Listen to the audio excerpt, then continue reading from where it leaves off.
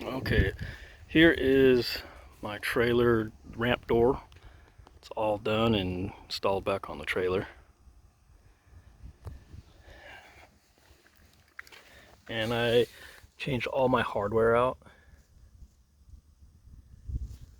to bolts, just standard bolts and nuts. A lot of these bottom ones were just tapped into that first layer of metal and they were starting to strip out, so I just changed them all out. And I also went around all the edges inside and out. I siliconed, just try to seal it up best I can, keep water out. All right, and let's see, it's got an overhead spring in it now, so it opens really easy. And I think it's a good idea to have these hinge springs. Mine has 4. If you don't have any, you can buy them. They're pretty easy to put on. All that. When all this is off, all this stuff just slides apart. And you can see, so I'm gonna let go. I just let go and it goes back in on its own. So one hand, just give her a little pull, she starts coming down. And it's nice and easy.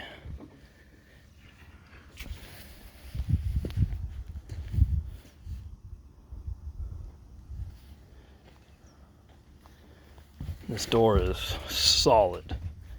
I mean, it's very nice. It's gonna outlast the trailer. Okay, so you can see the cables that I installed. Those come up here to the overhead spring.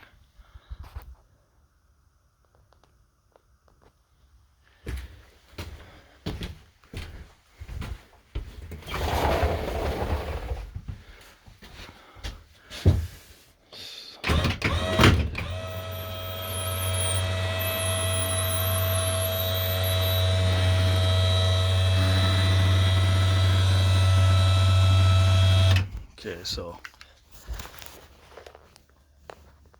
now you can see I bolted it right up to the header.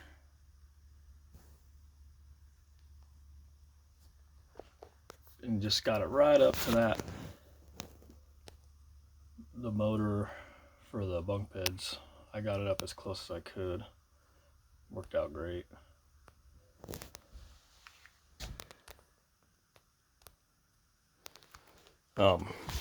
So that's what the bunk bed's down a little bit so you can see. All right, and if you look, only one bolt goes through. The top one goes through. Bottom bolt, I just drilled the first layer and tapped it, because that way when the door shuts, the trim around the door, it would hit the head if you had a second bolt sticking through. So that's how I did that. That's how both sides are. And on this, I put when you get them, they're set up to have the cable coming off the bottom. So I just flipped it around, and I believe I flipped the drums as well. Made it to where it comes off the top.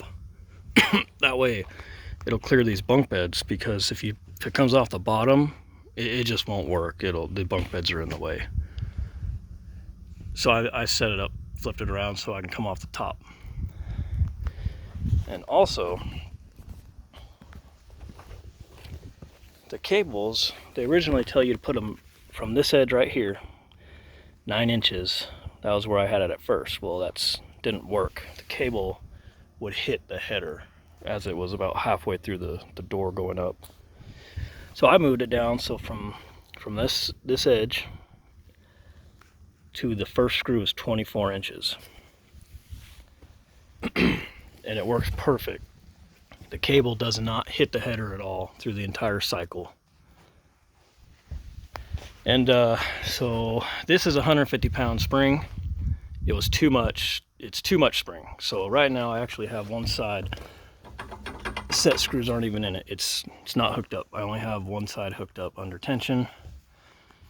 With both of them hooked up, they would hold the door flat out. You'd have to stand on it and stay standing on it for it to stay on the ground. I weighed the door. It was about 80 pounds on the ground. I didn't really believe it, so I went with a 150 pounder because it felt way heavier. Well, it turns out 80 pound would have been good because these are two 75 pound springs, and I got one on hooked up and it works perfect. The thing is, you'd think you could just not torsion this one as much. The problem is, as it comes up and gets closer to being closed, it loses tension, and then you lose tension on your cable and it unspools and becomes a rat nest. Gets all tangled up. They have to stay under constant tension. They have to always have tension on that cable or they won't work. Your cable will come off. So I tried that, it just wouldn't work. So that's why I weigh your door and go with that weight. Don't go heavier or you'll have the same problem. And you can see the hardware I changed here. I did all bolts and nuts.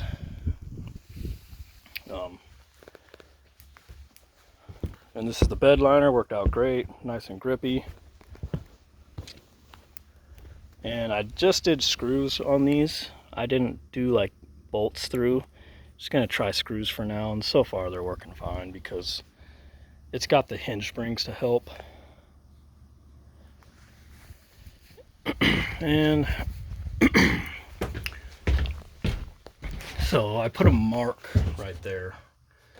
So now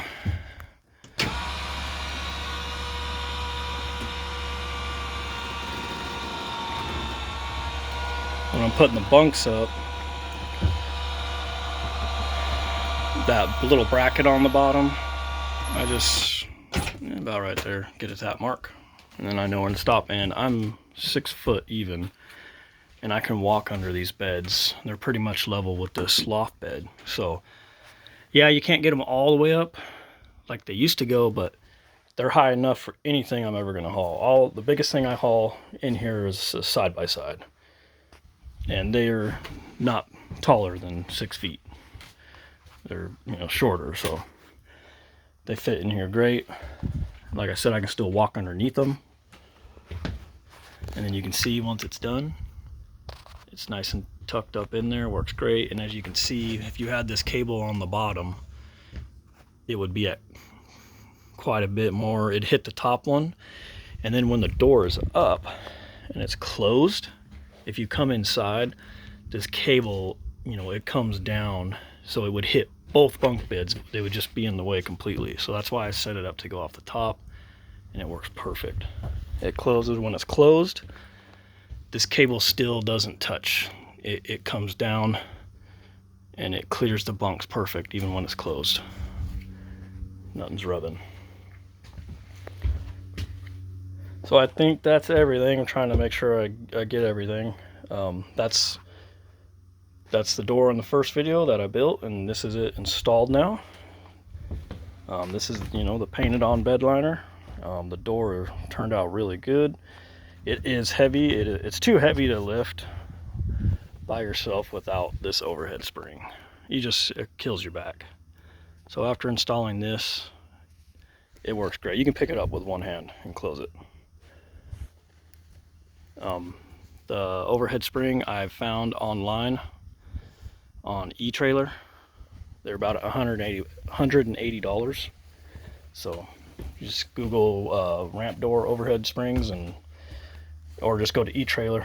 That's where I found mine, and it works great. So let's see, I'll show you. I'm holding the phone one hand.